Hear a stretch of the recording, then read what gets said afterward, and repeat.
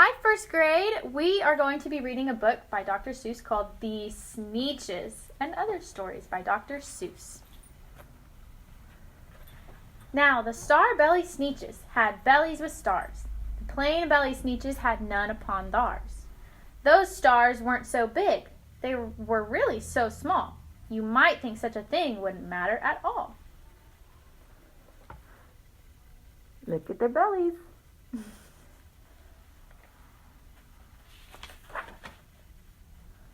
But because they had stars, all the star-belly Sneetches would brag, "We're the best kind of Sneetch on the beaches." With their snoots in the air, they would sniff and they'd snort. "We'll have nothing to do with the plain-belly sort." And whenever they met some, when they were out walking, they'd hike right on past with them without even talking. When the star-belly children went out to play ball, could a plain belly get in the game? Not at all. You only could play if your bellies had stars, and the plain-belly children had none upon theirs.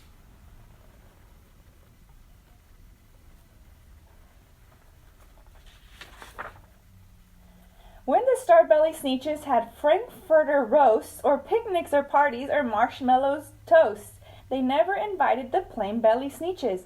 They left them out cold in the dark of the beaches. They kept them away, never let them come near, and that's how they treated them year after year.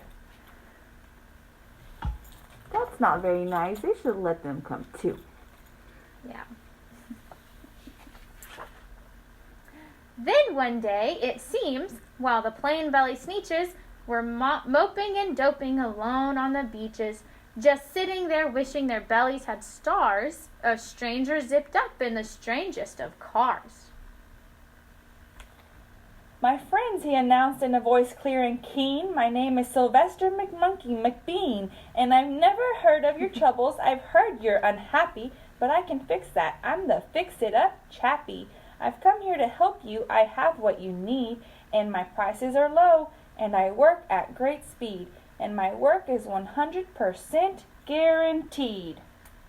Yay! Someone's coming to the rescue. Yay. Do you think that they're gonna help? Let's find out. Then quickly Sylvester McMonkey McBean put together a very peculiar machine.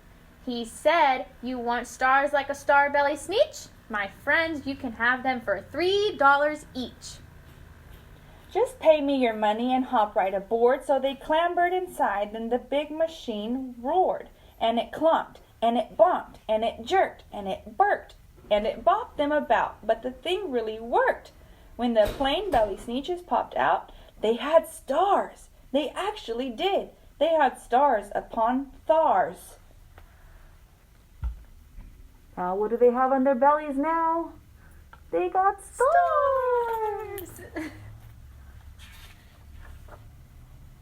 Then they yelled at the ones who had stars at the start. "We're exactly like you. You can't tell us apart. We're all just the same now, you snooty old smarties. And now we can go to your Frankfurter parties." "Good grief," groaned the ones who had stars at the first. "We're still the best Sneetches, and they are the worst. But now, how in the world will we know," they all frowned, "if which kind is what, or the other way round?" They're still not being nice. Let's see what happens.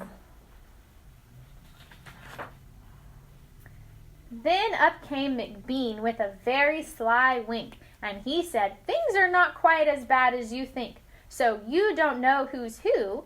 That's perfectly true. But come with me, friends. Do you know what I'll do? I'll make you again the best Sneetches on beaches, and all it will cost you is $10 eaches." Ooh. I think this guy's making some money.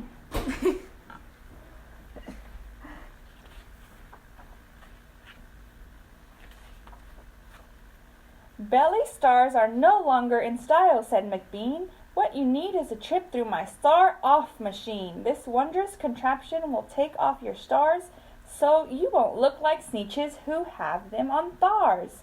and that handy machine, working very precisely, removed all the stars from their tummies quite nicely. Now they're changing back. What?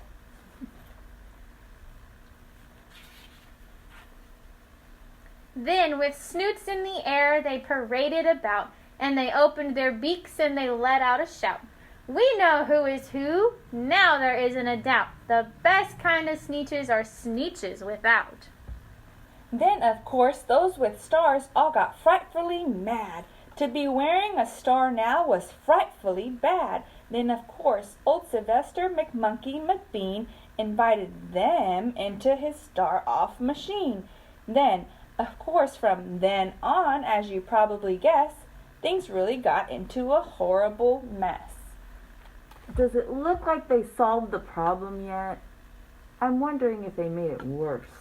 Sounds like it.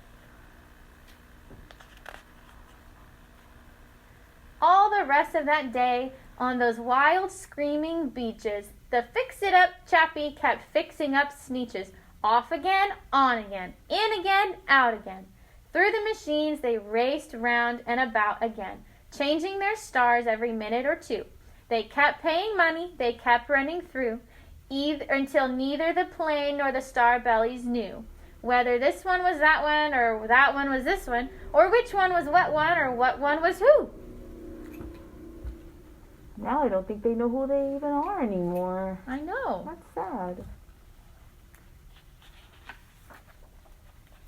Then when every last cent of their money was spent, the fix-it-up chappie packed up and he went.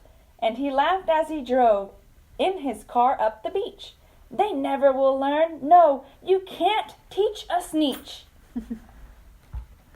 So did this guy really come to help? I don't think he helped. So. I think he made it even worse. Yeah.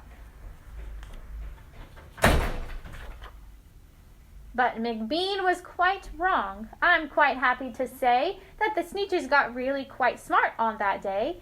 The day they decided that Sneetches are Sneetches, and no kind of Sneetch is the best on the beach. That day all the Sneetches forgot about stars, and whether they had one or not upon theirs. Oh, now they're smarter than that guy that did that to them. Yeah. They're all being friends. That's the way it should be. Mm-hmm. The end. The end. The end. Talk to your family about maybe what you learned, and draw a picture of, what do you want them to draw a picture of, Blair? Draw a picture of yourself. Draw a picture of you, and then write a sentence or two about how you are unique and what makes you special. Have fun. Bye. Bye. Bye.